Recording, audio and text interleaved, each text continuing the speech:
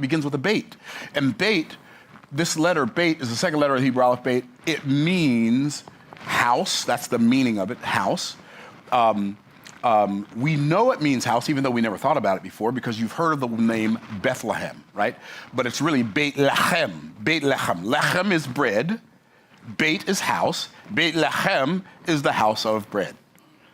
Okay, y'all tracking? Okay, so that's what I mean when I say words are built. Now, because there's 1, 2, 3, 4, 5, 6 letters in the first word in the book in Genesis, and this first word is so mind-blowing because if we parse the letters differently, these two words together spell the word bar. So, in fact, I'm going to write it over here. So, bar. The word bar in Hebrew is the word son. Now, the word ben is also the word son, but the word bar is also the word son. We know that it's the word son if we read the Bible. Even if we don't know it, we know it. Why? Because we know Simon bar Jonas, Simon son of Jonas. We know blind Bartimaeus, the blind son of Timaeus. We know Barabbas, Abba. What's Abba? Abba's father. Bar is son. Barabbas, son of the father. Are y'all tracking?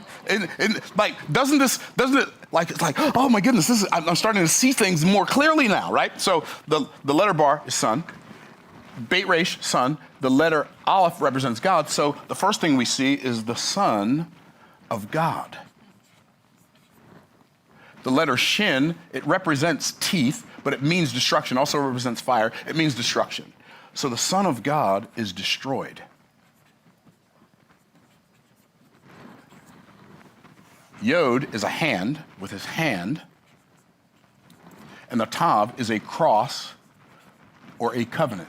So the Son of God is destroyed with his hand on a cross for our covenant, the first word in the Bible, in Hebrew. So it's telling a story even in the individual words. Are y'all tracking? But then it says, Breshit bara. The word bara means to create out of nothing. The only person who ever baras anything is God. People say you can speak things into existence. Myron says, no, you can't. Oh, you create your own reality. No, you don't, bro. You don't create your own reality. You create your own experience in reality. That's very different. Only God created reality. You don't get to create your own reality. You get to create your own experience in reality. So the word bara means to create. Now, you've heard the word bara before, even though you didn't know you heard the word bara. But you've probably heard the word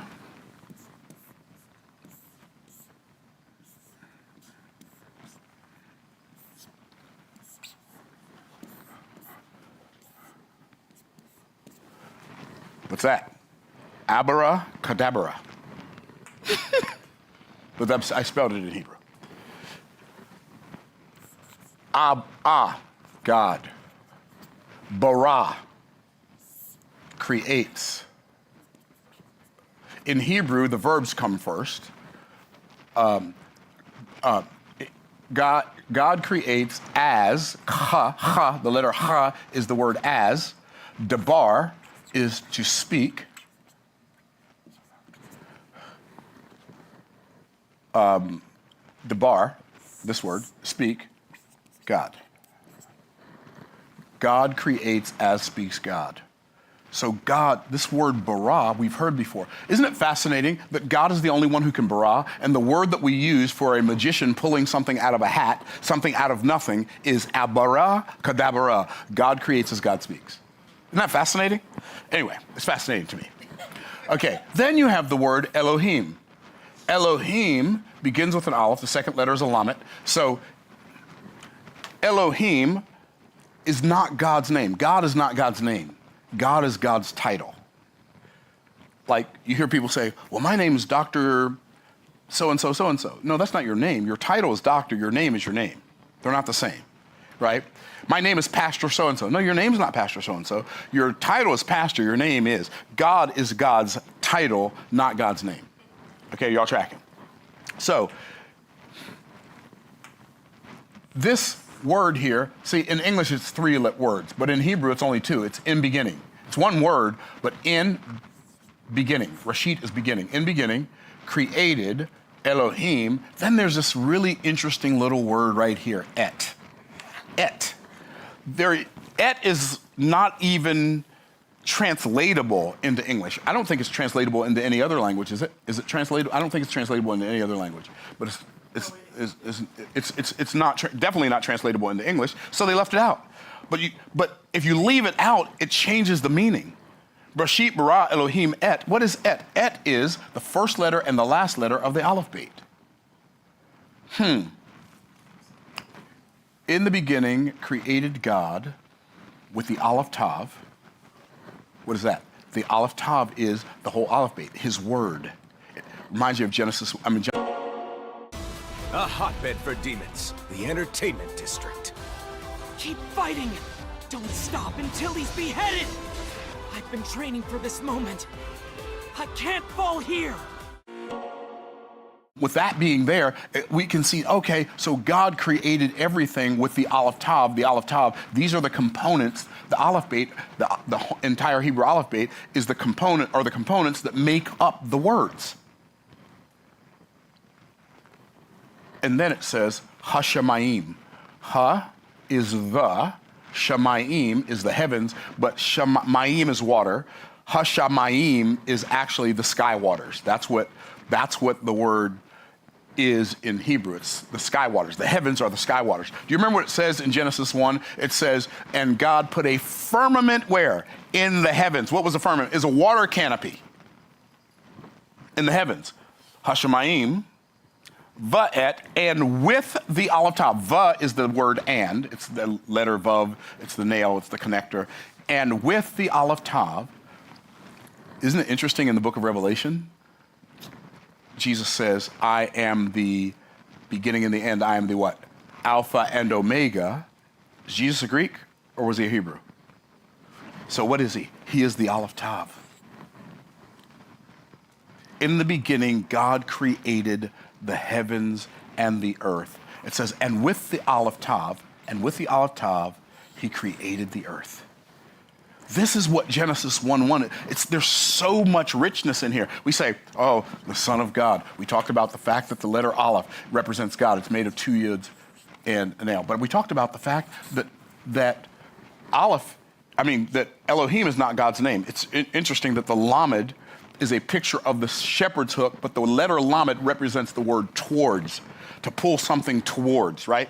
And so it's interesting that the letter Elohim, or the word Elohim is God's title, but what is God's name? What do we say? What is God's name? Anybody know? Yahweh, Yud-Heh Vav-Heh. This is the word. I can't move it. Oh, I can move this. This is so great. Juwan, you're great. Okay, so Yud-Heh Vav-Heh. That's interesting. What is Yud-Heh Vav-Heh? Yud-Heh Vav-Heh. This is the hand. The letter hey means to behold. What do you say when you want somebody to look? You say, hey! Right? Well, do you ever wonder where that came from? It's the letter hey. That's what it literally means. It means hey. It means behold.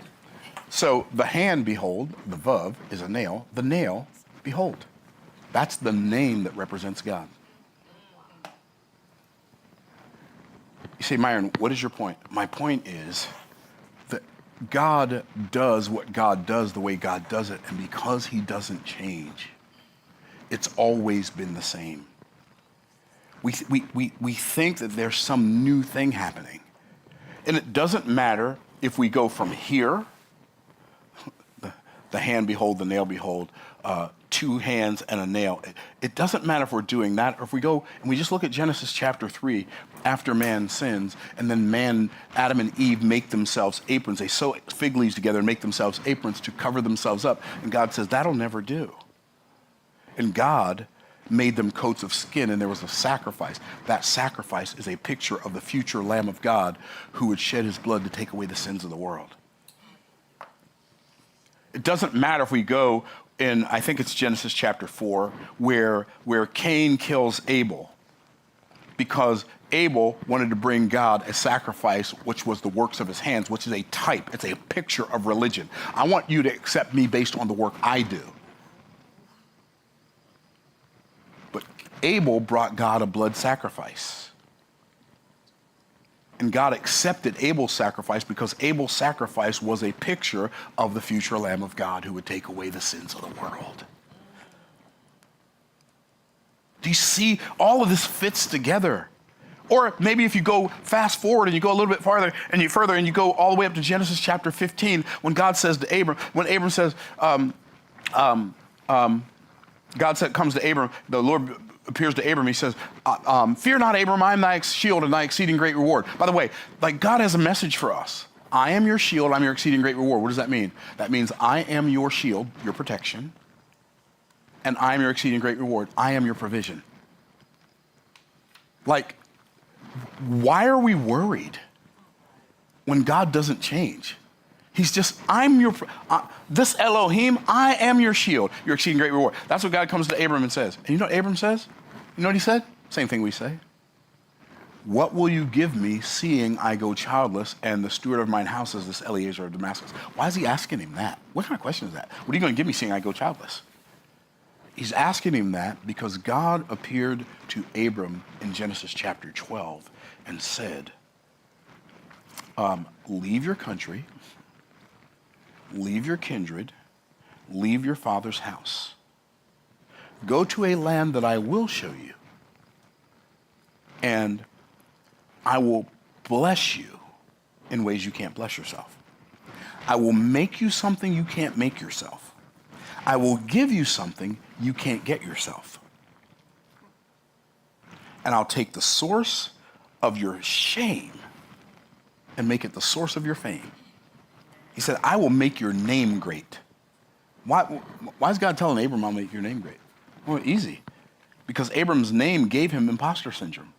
What do you mean Abram's name gave him imposter syndrome? His name was Exalted Father, Abram. It means Exalted Father. But guess what? He couldn't have any children. So he's the Exalted Father with no children. So every time somebody called his name, it reminded him of who he was not. Imagine that pain. And God says, but if you leave, I'm going to make you the father of many nations. I'm not just going to make you the exalted father. I'm going to make you the father of many nations. I'm not going to make you the father of one nation. I'm not going to make you the father of two nations. I'm going to make you the father of many nations. Abraham went home and said, Sarai, we leaving. And y'all know, women have questions. You also know men don't always have answers. Now, I don't know if this was Sarai's question or not, but it probably sounded something like this. Where are we going? Amy said, let me get back to that. What's question number 2? Where are we going? Here's where we're going. God said he'll show me when we get there. That's it. You got to understand how big this is.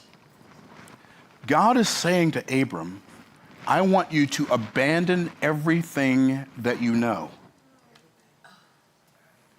I want you to abandon everything you know, and I want you to go to a place that I will show you when you get there. So I want you to get comfortable living in uncertainty for a season. Anybody else in here feeling a little Abramish, right? I want you to get comfortable living in uncertainty for a season. And then I'm going to bless you in ways you can't bless yourself, make you something you can't make yourself, give you something you can't get yourself. I'm going to take the source of your shame, make it the source of your fame, and in you shall all the families of the earth be blessed. Here's something interesting. God doesn't just have a desire to bless individuals. God has a desire to bless families. He said, I'm going to bless all the families of the earth in you. Let me ask you a question. Are you okay being uncomfortable for a season so you can be a blessing to families? If you're not ready for an Abrahamic journey. Guys, I'll show you that you're there when you get there, which means for the majority of your life, you ain't gonna be in your where you used to be, the place you know, and you ain't gonna be in your there, the place you're going. And if you're cool with that, God doesn't say if you're cool with that, but if you do that,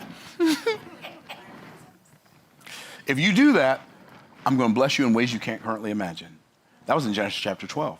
So in Genesis chapter 13, the next chapter, here's what it says. It says, and Abram was very rich in cattle and silver and gold. Abram had the stuff. But he's going to be a blessing to families, and he can't even have a family.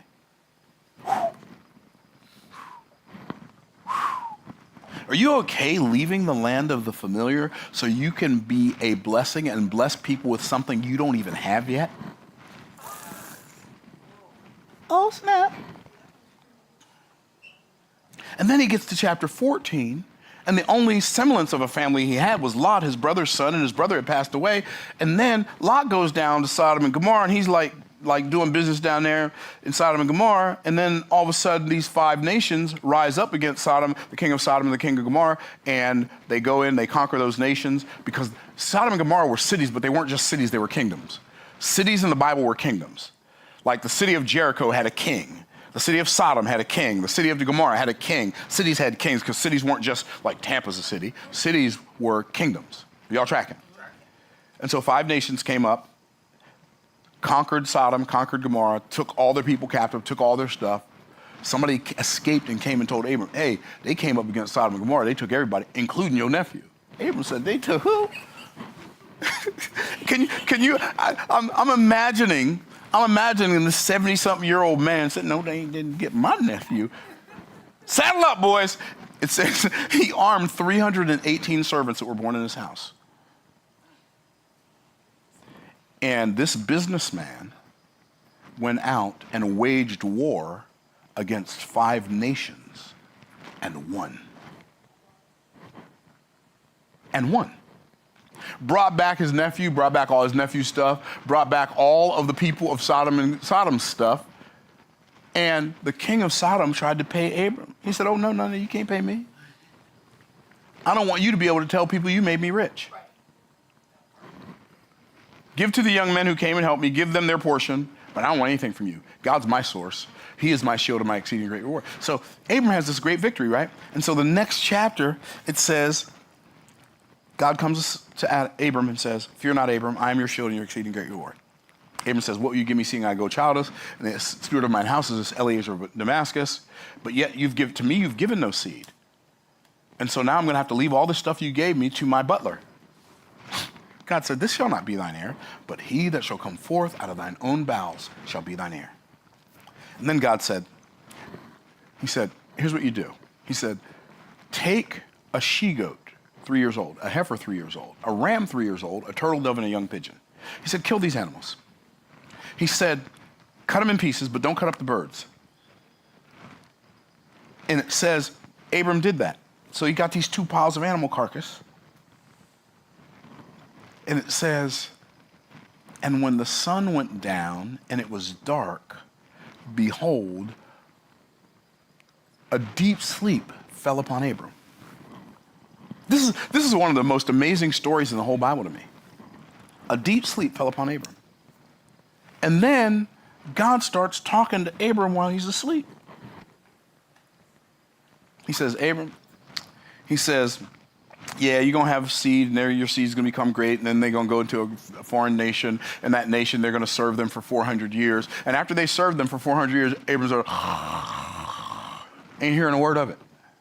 Why is this why is God talking to Abram while he's asleep? And why is God telling us what he told Abram while he's asleep? Abram don't even know. Like, we know stuff about what God said when Abram was asleep. Abram never heard. Like, why? Because God is showing us that he doesn't keep his word to us because we know what his word says. He keeps his word to us because he knows what his word says. Are y'all tracking? And he says, and I'm going to bring, and by the way, they're going to serve him for 400 years. They're going to treat him really, really bad, but I'm going to bring him out after 400 years. I'm going to bring him out with great substance. It says, and then it says, it came to pass, when the sun went down, it was dark. Behold, a smoking furnace and a burning lamp passed between those pieces. Why? Because this was a covenant. When you cut up animals, the word covenant means to cut. So the reason he had him kill those animals and cut those animals, because God was entering a covenant with Abram. But Abram couldn't do the covenant walk where you stand back to back and you will come around, you're face to face, and you cut your hand. Abram couldn't do that for two reasons. One, he would have been face to face with God. He would have had to die. Two, Abram couldn't keep the covenant. So he had to die. Now he's in double jeopardy. So what does God do? God puts Abram to sleep and gives him a substitute to take his place. And so the burning lamp, which is a picture of, which is a type of God the Son. What did Jesus say in John chapter 9? He said, I am the light of the world. The smoking furnace is a picture of God the Father. When God came down and spoke to Moses on Mount Sinai, the smoke ascended like the smoke of a great what? Furnace. It came to pass when the sun went down, it was dark. Behold, a smoking furnace, a burning lamp passed between those pieces. This is such a beautiful. So what's happening is the burning lamp is taking Abram's place, entering the covenant on Abram's behalf with God the Father, and they come back in the middle, and the Father says to the burning lamp, who's representing Abram, if I don't keep my word, which I've given Abram, may what happened to these animals happen to me. And the burning lamp is saying, knowing that Abram couldn't keep the covenant, if Abram doesn't keep the covenant, may what happened to these animals happen to me. All of that is part of this beautiful story. And Jesus is the burning lamp that promised to give his life if Abram couldn't keep the covenant, knowing Abram couldn't keep the covenant. Genesis is my favorite book in the Bible because everything starts there and God doesn't change. It all stays the same the whole way throughout Scripture. It just keeps telling the same story in different ways. And I'm telling you that when we understand the greatness of our God, who could put something this magnificent together and have the whole thing conceived, scripted, and produced in an instant, that is a God worth living for. Knowing that we couldn't, okay, I gotta tell you this. This is the last thing I'm gonna tell you. One of the reasons people feel unfulfilled is because God made us in his image, which means God created, that's the first thing he tells us about God. He created the heavens and the earth. God made us to make stuff. He created us to create stuff. Well, we don't feel fulfilled unless we're creating something. But guess what? When God created everything in Genesis chapter 1, he created 3 categories. How many categories? 3. He created creation, the sun, the moon, the stars, the water, the grass, the trees. And the sun, the moon, the stars, and the water, the grass, and the trees can't even appreciate the God that created them. They can't fellowship with the God that created them. They're just stuff.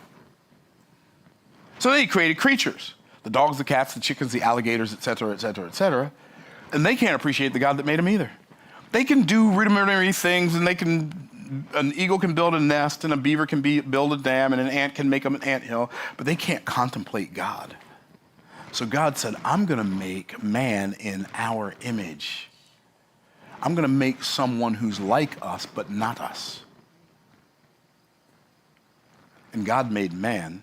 So God created creation, he created creatures, and then he created creators. Why?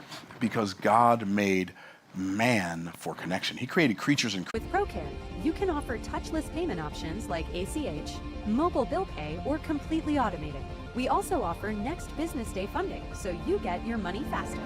Ready to learn how we can partner with you every step of the way? Request a demo today. You're never going to feel fulfilled. You are made for connection. That's when God said about Adam, it's not good for man to be alone. God knew that because God knows everything, but he also knew it because man's made in the image of God, and it wasn't good for God to be alone. That's why we feel fulfilled when we're connected with other people. If you are an island and you do everything in your power to avoid other people, you are a miserable soul. If the only person you can think about helping is you, you are a miserable soul. But when you are looking for establishing connections with God and with other people, you are going to be more fulfilled. But guess what man did? Man severed the connection. Adam and Eve sinned in Genesis chapter 3. And the connection between God and the creatives that he made to be like him and to be with him severed the connection. And there was nothing we could do to reestablish the connection. So God reestablished it for us with a contribution of coats of skins, a sacrifice. God restored the connection himself. And he did it in a picture until 2025 years ago, he did it in a person. When he came down the stairway of heaven and was born in Bethlehem, baptized in Jordan, tempted in the wilderness, healed multitudes without medicine and made no charges for his service. And then he died on the cross in your place and my place. And then he did something so miraculous, it boggles the mind. He didn't stay dead. He got up on the third day and redeemed us from the penalty and the punishment of sin. And one day he will come and redeem us from the presence of sin. But watch this. Just like God gave a contribution to people who had nothing to offer him, I'm made in the image of God. If I'm creating and I'm connecting, but I'm not contributing, I feel unfulfilled. Why? Because I was made in the image of God, and I can only be fulfilled when I am being more like God. And I'm creating something, I'm connecting with someone, and I'm contributing, especially to people who have nothing to offer me. That's why God commends us and commands us to support widows and orphans, to help those who don't yet have the ability to help themselves. When we get that, we will have a level of fulfillment that's so much higher than the car we drive, the house we live in, the house we live in, the jewelry we wear, or the vacations we take, that we won't be in a hurry to get there. We will realize that the journey itself and here, where we are right now, is there if we have the ability to recognize it. So I hope Genesis 1:1, next time you read it, blesses you like it blesses me. And I'll look forward to seeing you on the next video. Bye for now.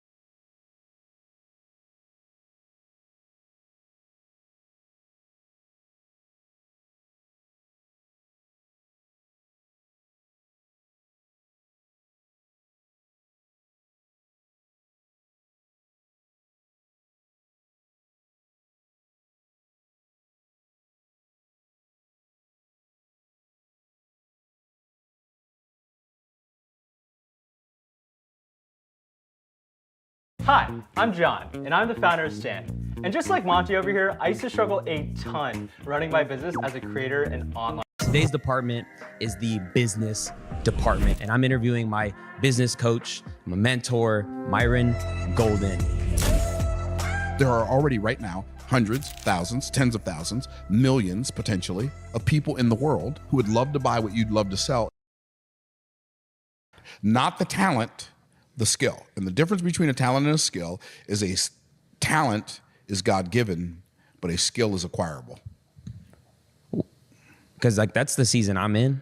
I would say this last year, I never had a fulfillment issue or a product issue or an idea issue. It was how I revealed that product, how I've packaged that, 100. idea. And this is why I've invested in your coaching, because I think you're a master salesman, but even more so, you're a master at teaching it. And I think a lot of creatives, or even I would even say like Christian entrepreneurs, because I know a lot of them listen and watch this podcast. Sure. They think you say the word sales, selling, the connotation has been disrupted. Yeah, and I understand why people have a negative connotation wrapped around the word sales, but they don't really feel negatively about the concept of sales. They feel negatively about their misperception of what sales is. Because most people erroneously think sales is talking people into buying something they don't want, don't need, and can't afford. And it feels yucky. Yeah. If I'm gonna talk you into buying something you don't want, don't need, and can't afford, that feels yucky to me and it feels yucky to you, so everybody feels yucky. Right. So everybody's yucked out. But sales is not convincing somebody to buy something. Sales is persuading somebody. And here's the difference. When I convince somebody to do something, I am attempting to get someone to do something I desire them to do for my reasons. When I persuade somebody, I help them make a decision they already desire to make for their own reasons. So if I'm selling something to you, I'm selling it to you for you. Good. If I'm convincing you, I'm selling something to you for me. That's the difference. What was the unlock then? Like during that time frame, we were like, oh, it's sales, it's a skill, I lack it. How did you get better at it? I got better at it by doing it over and over again when I was bad at it, and I kept doing it. If someone wants to become good at something that they're bad at, you have to discipline yourself to do it while it's not working long enough to figure out how to make it work. That's good. I call that lasting through the learning curve. Lasting through the learning curve. Yes. Do you want to know how I've been practicing my sales, or I would say my persuasion? Do tell. Through parenting.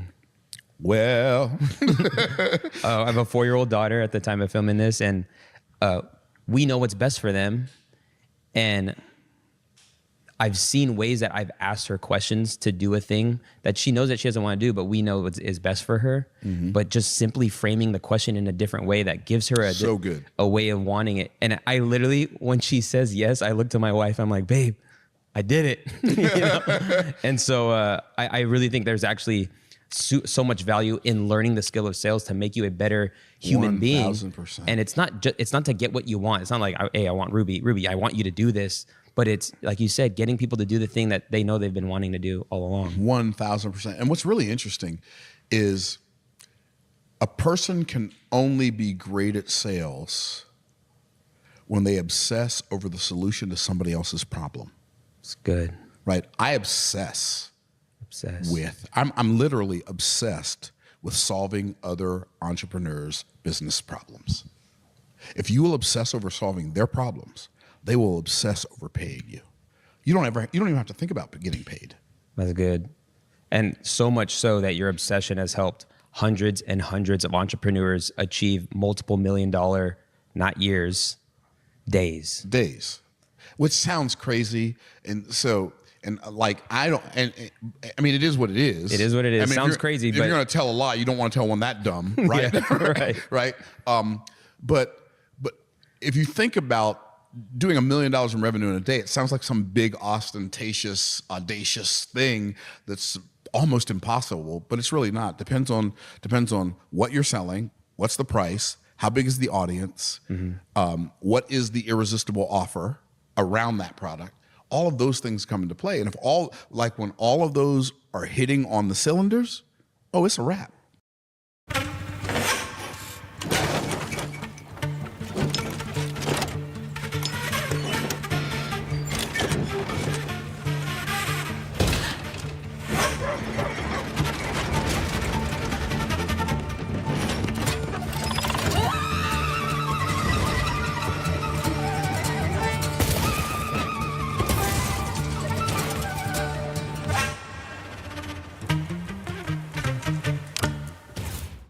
Never sue the other driver after a car accident.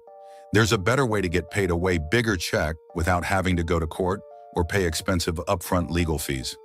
Listen, if you've been in a car accident in the past year, even as a passenger, you could be owed a significant cash payout. While most victims are struggling with insurance companies and lawyers, others are receiving 6- and 7-figure payouts without ever stepping foot in a courtroom. Here's how to never have to worry about money after a car accident. It's called the 2025 Compensation Program, and we recently launched it across a couple more states to help victims get the maximum amount they're owed without the usual hassles of dealing with insurance directly, going to court, or paying expensive upfront legal fees. And right now, we're looking for 10 more car accident victims who want to try this program for free and get paid maximum accident compensation. No more money problems, no more stress. Take Josh's story. When Josh first came to us, he didn't think his case was worth anything. He was dealing with stress, medical bills, and didn't want to bother with the process. Insurance offered him $4,000, but after using the 2025 compensation program, he walked away with over $100,000